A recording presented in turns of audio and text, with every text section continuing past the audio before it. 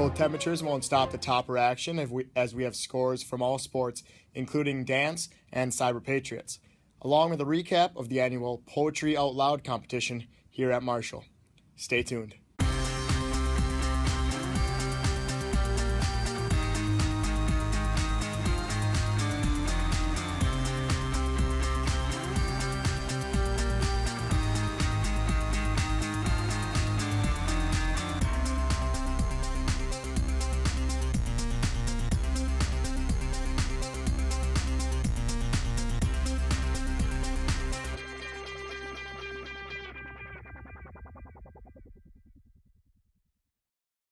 Hello everyone and welcome to this week's edition of Hilltopper Headlines.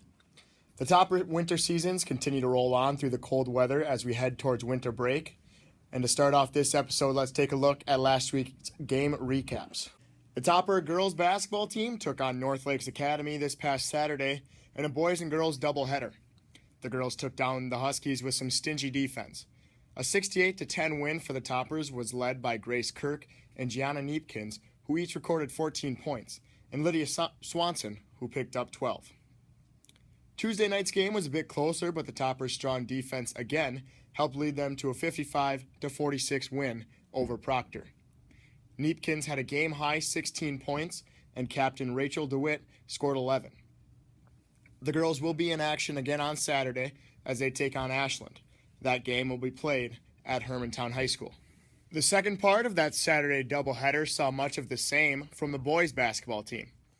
An offensive rout of 92-26 by the Toppers gave them their first win of the season. Jack Schenk had 26 points, Ben Landher 18, and Sam Lone picked up 8. On Tuesday, the boys traveled up shore to take on Two Harbors. A game that went down to the wire would end in a 48-46 loss for the Toppers. Schenk continued his offensive dominance, recording a game-high 18 points. Marshall will have a long break before their next game, which is next Thursday at home versus Silver Bay. The Dancing Divas competed in their first meet of the season at the Eastview Invite. The invite features all the best teams from last year's results in an early tune-up meet. Marshall scored 300 points out of 500 in the Jazz division. Of the 10 scores given for evaluation by the judges, the Dancing Divas scored best in the difficulty of skill and kick category. The girls will be competing in the conference meet this Saturday at 7 p.m. That meet will be held at Superior High School. Marshall's girls hockey team has been busy early in the season, having already played 11 games. Last Thursday, they picked up a nice win versus International Falls. Marin Friday, Olivia Betcher, and Claire Casey all scored twice in the Toppers' 6-3 victory. Emily Lemker shared the wealth well as she recorded 5 assists. Tuesday night, the girls made their way to Moose Lake for their third game in a week. Going down 2-0 early, the Toppers battled back in the third period behind 2 goals by Casey. Overtime could not find a winner as the game ended in a 2-2 tie.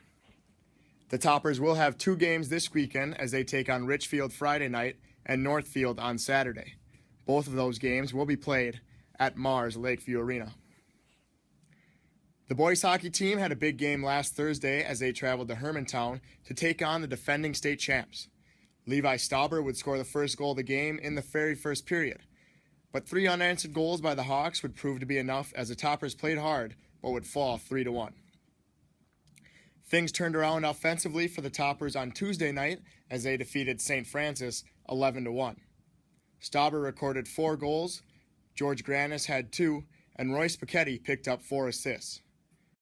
The boys will get a nice long break before their next game, which is on Tuesday at home versus Forest Lake. Last week, Marshall School held the annual Poetry Out Loud competition. Students are graded on recitation and memorization as they recite a poem in front of a crowd. Anna Thickens was the winner of the 2016 competition. Susan Christensen, Andy Voigt, and Jackson Spry were the 3 students to place behind her. Here are some clips from the competition from last Wednesday. Winter by Marie Ponsat. I don't know what to say to you, neighbor, as you shovel snow from your part of our street, neat in your Greek black. Except to passers-by who ask me why I work such barren earth, they would not understand me if I stooped to lift a rock and hold it like a child or laugh. Though I don't know what you'll do with the mean annual rainfall on Plato's Republic or the calorie content of the diet of worms, such things are said to be good for you.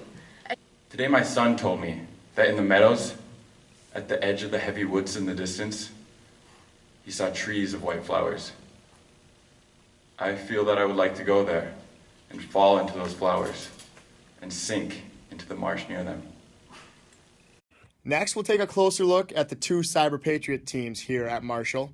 And yeah, that's right, 2 teams this year. Last year's team was one of the best in the entire nation. After winning the state rounds, they advanced to the Midwest Regionals, where they would take second place. Their score at the regionals was good enough for 26th in the entire nation. That's 26th out of 2,217 teams that compete in the open division. This year, the 2 teams are the Techno Toppers, who are currently ranked first in the state, and the Java Squad. They aren't far behind, as they are ranked second. Round 2 just finished for these 2 teams over the weekend, and they will be competing on January 13th in the state rounds, looking to repeat last year's success. That'll wrap up this episode of Hilltopper Headlines. Don't forget to check Marshall's social media pages for updates and scores. Good luck to all teams competing this weekend, and remember to get out there and support your fellow Marshall students. Have a great rest of the day, everybody, and go Toppers.